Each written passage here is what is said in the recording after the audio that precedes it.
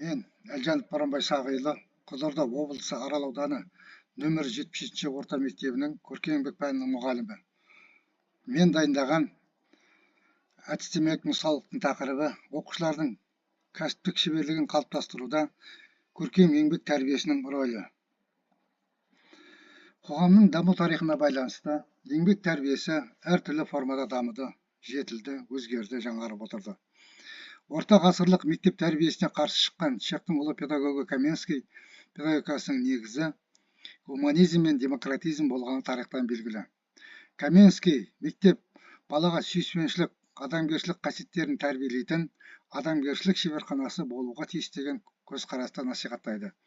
Осы негізде ол тәрбиені, оның басты саласы қоғамдық тәрбиенің негізгі буыны еңбек тәрбиесін адамның табиғатына сәйкес жүргізу қажет деп есептеді. Ағылшын педагогі Джон Лок тәрбиедегі Каменский ұсынған табиғатқа сәйкестілік еңбек және дене тәрбиесі арқылы жүзеге асатынын дәлелдеп берді. Қазақ ағартушыларының еңбек тәрбиесі туралы жазғандарының ішінде Алтынсарин еңбек тәрбиесі туралы көптеген құнды пікірлер ұсынды. Себебі Ыбырай басқа педагогтерге қарағанда еңбек тәрбиесіне жете мән берді. Оның мектебінің жанындағы бау-бақша болды, шеберхана жұмыс істеді. Қыздар үшін де шеберханалар болды. Ол өзінің көптеген педагогикалық тақырыптағы өлеңдері мен әңгімелерінде, аудармаларында еңбек тәрбиесін уағыздады. Еңбек пен өнімді еңбек тәрбиесінің құралы деген тұжырымдама жасады. Абай нағыз пайдалы еңбек деп әртүрлі қолөнерін, егіншілікті және білім алуды оқуды есептеді. 1909 жылы Петербургта қазақ ақыны Ибрахим Құнанбайұлының өлеңдері деген атпен ақынның араб әрпімен жазылған тұңғыш шығармалары жеке кітап болып басылған. Мұндағы өлеңдерінің басым көпшілігі еңбек тәрбиесіне арналған. Әке мен шешенің балаға үйреткен тәрбиенің, оның бер жағында тікелей еңбекке баулудың маңызын Абай өте жоғары бағалаған. Абай халықты, әсіресе жастарды үнемі достық, татулық, әділеттілік, дұрыстық сияқты адамгершілік қасиеттерге тәрбиелеуге шақырды. Ол адамгершілік, еңбек, ақыл-ой тәрбиесін бірлік, ұйымшылдық, ынтымақтастық негізде жүргізуді ұсынды. Кәсіптік бағдар алдымен жалпы білім беретін мектеп, бастауыш мектептен бастап жастардың бойында белсенді өмірлік позицияны қалыптастыру негізінде құрылуы тиіс. Көркем еңбек оқу пәнінің оқыту мақсаты мен міндеттері. Көркем еңбек пәнінің маңыздылығы шынайы болмысты эстетикалық қабылдауды және еңбекқорлыққа тәрбиелеуді, адамның қоршаған әлеммен өзара байланысы жайлы білімді қалыптастырудың бірден бір құралы болып табылады. Көркем еңбек пәні елестету мен бақылау қабілетін, кеңістікте тану және көзбен көріп қабылдау қабілетін қамтамасыз ететін әртүрлі шығармашылық әрекет барысында көркем технологиялық білімдерді, қабілеттер және дағдыларды қалыптастыруға бағытталған. Түрлі материалдармен жұмыс істеу, оқушылардың технологиялық ойлауын, көркем эстетикалық талғамын, шығармашылық есте сақтау қабілеттерін, кеңістік қиялын, фантазиясы мен қол моторикасын дамытуға, көзбен нақты мөлшерлеу қабілетін жетілдіруге себептеседі. Көркем еңбек пәні оқу бағдарламасының мақсаты жеке тұлғаның қалыптасуы және өз ойын білдіруінің негізі ретінде рухани адамгершілік мәдениетін дамыту, шығармашылық, кеңістік образдық ойлаудың, көркемдік технологиялық білімнің негізін қалыптастыру. Көркем еңбек пәнінің міндеттері әртүрлі кіріктіру іс-әрекеттері арқылы пәндік білімдерді, дағдыларды, қабілеттерді дамыту. Ұлттық және әлемдік көркем мәдениеті мен өнер шығармаларымен таныстыру арқылы туындылық бағыттарын қалыптастыру.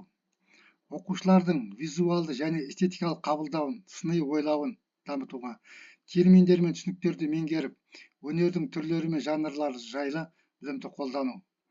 Бақылау, эксперимент жүргізу арқылы және көрсетілім жасау арқылы зерттеу дағдыларын дамыту. Өз жұмысын жасау үшін әртүрлі ақпарат түрлерін бағдарлау қабілетін дамытуға ықпал жасайтын әртүрлі танымдық, коммуникативтік, ұйымдастырушылық және адамгершілік сипаттағы міндеттерді өздігімен шешу тәжірибесін қалыптастыру, ұжымдық, топтық және жеке жұмыстарды орындау үдерісінде қолдың моторикасын, сенсорикалық қиялдауы мен шығармашылығын елестетуін және қабылдауын дамыту. Оқу үдерісінде оқушылар ұлттық және әлемдік мәдениет шығармаларын, олардың идеяларын, құндылықтарын зерделейді және талдайды. Шығармашылық жұмысты жасау үшін материалдар мен құралдарды дербес және сенімді қолданады. Материал қасиеті мен жұмыс нәтижесінің ерекшелігі арасындағы байланысты түсіндіреді. Өз идеясын түсіндіреді және тұжырымдайды. Сонымен қатар бұйымды жақсарту үшін конструктивті шешім қабылдауды ұсынады. Өздігінен әртүрлі ресурстарды пайдаланып, оның ішінде актіні қолдана отырып, танымдық, коммуникативтік, ұйымдастырушылық және адамгершілік сипаттағы міндеттерге байланысты шешімдерін өздігінен қабылдайды. Қажетті құралдар мен материалдарды айқындап және тауып өзінің әрекетін ұйымдастырады. Өзінің және басқалардың жұмыс нәтижелерін салыстырады және бағалайды. Әртүрлі материалдар мен құралдарды қолданудағы техникалық қауіпсіздік ережесін сақтаудың маңыздылығын түсінеді және сезінеді. Оқу үдерісін ұйымдастырудағы педагогикалық әдіс-тәсілдер. Құндылықты бағдарланған ұстанымдар, құндылықтың бағытталу, белсенділік ұстанымдар, тұлғалық бағдарлы ұстанымдар, деңгейлеп оқыту ұстанымдар, білім алудағы коммуникативті ұстанымдар, көркемдік технологиялық тұғыр, ақпараттық коммуникациялық технологияларды қолдану. Көркем еңбек пәнінен сабақ беруге арналған кабинет ыңғайлы және оқушылардың кіші және үлкен топтарда еркін жұмысын қамтамасыз ету үшін жылжымалы үстелдер мен орындықтары бар үлкен бөлме болу керек. Осы кабинеттердегі жиһаздар оқушылардың жас ерекшелігіне сай орналастыруы тиіс. Кабинетте тиісті желдету, табиғи және жасанды жарықтандыру көздері, станционарлық жарықтандыру құралдары, жалюздер мен терезені қараңғылауға арналған жүйелер болу керек. Кабинетті қолды және құрал-саймандарды жууға арналған раковина орнату қажет. Пәнді тиімді оқыту үшін кабинетте келесі құрал-жабдықтар болу қажет. Компьютер және оның жабдықтары, қойылымға арналған реквизиттер, шығармашылық жұмыстарға арналған материалдар, құралдар және құрал-жабдықтар, қауіпсіз жұмыс істеуге арналған құралдар. Әртүрлі жұмыстарды орындау барысында еңбек гигиенасы ережелері мен қауіпсіздік техникасын қадағалау қажет. Оқу пәнінің мазмұны. Бұл пәннің мазмұнын анықтауға көркем еңбектің оқыту мақсаттарының 3 бөлімнен және 11 бөлімшеден тұратын жүйесі реттелген. Бірінші бөлім шығармашылық идеяны зерттеу және дамыту.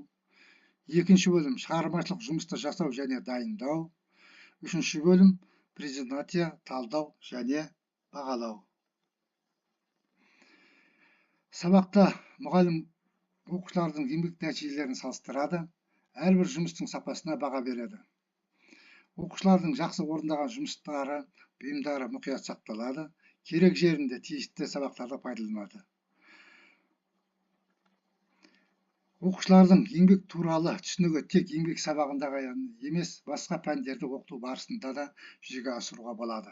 Мысалы, дайындық жұмысында ана тілі пәні мен мамандық тақырыбына өткізілген сабаққа тоқталайық. Сабақтың тақырыбы мамандық, отбасы мүшелерінің мамандығы, мақсаты. Отбасы мүшелері деген түсінікпен балаларды түсіндіру, отбасы мүшелерін атау. Отбасы мүшелерінің жұмыс орны, қандай еңбекпен шұғылданатыны жайында сұрақ-жауап арқылы әңгімелесу. Үй шаруашылығының түрлері. Отанын, елін сүюге, еңбек сүйгіштікке, еңбек ардагерлерін құрметтей білуге баулу, кәсіптік бағдар беру. Сабақтың жабдықталуы. Кім болам, бүктемелі альбом, отбасы атты қабырға газеті, дидактикалық материалдар. Сабақтың барысы. Бірінші сурет бойынша жұмыс. Мұнда отбасы мүшелерінің үй шаруашылық әрекеттерін көрсететін әртүрлі түсті суреттерді талдау, әңгімелеу. Сұрақ-жауап әдісі арқылы балалардың еркін әрі жүйелі сөйлеуге үйрету, үй шаруасының түрлерін, оған отбасы мүшелерінің қатысуын әңгімелеу. Мысалы, менің атам шопан, ол мал бағады, ал әкем трактор жүргізеді. Анам сатушы болып жұмыс істейді. Өзім тауықтарға күнде жеп шашамын және тағы басқалар. Отбасы атты ойын ойнату, өздерінің шамасы келетін еңбек түрлеріне қолғабыс жасауына бағдар беру. Сабақты қорыту, отбасы мүшелерін атауту, мамандық туралы түсінікті қорыту, олардың түрлеріне тоқталу. Сабаққа да белсенділік танытқан оқушыларды ауызша мадақтау, балаларды сабақтан тыс уақытта еңбекке, өнерге, кітап оқуға, оны сүюге баулуға болады. Қорыта айтар болсақ, қоғамның ең басты талаптарының бірі әр адамзаттың өмірінде өз орнында толық күш жігерін жұмсап, қоғамдық байлықты еселей түсуге еңбек үлесін қосуы, еңбекке адал, саналы қатынасу қоғамның өмір салтының алғышарты болып табылады. Балалардың өмірі мен денсаулығына қауіпті еңбек түрлерін пайдалануға, араластыруға Қазақстан Республикасы Конституциясында тыйым салынған. Қорыта келгенде, баланың жеке басы мен азаматтығын қалыптастыруда еңбектің рөлі өте күшті әрі маңызды. Еңбек арқылы жасөспірімдерге жақсы қасиеттер қалыптасады. Елін, жерін ойлайтын және сол елдің өркендеуі үшін аянбай еңбек ететін нағыз азаматтар мен азаматшалар қалыптасады. Әрине, мұның бәрі мектептен бастау алады. Ендеше еліміздің қарыштап дамуы еңбекқор, білімді келешек ұрпақтың және жастардың қолында. Назарларыңызға рахмет. Сау болыңыздар.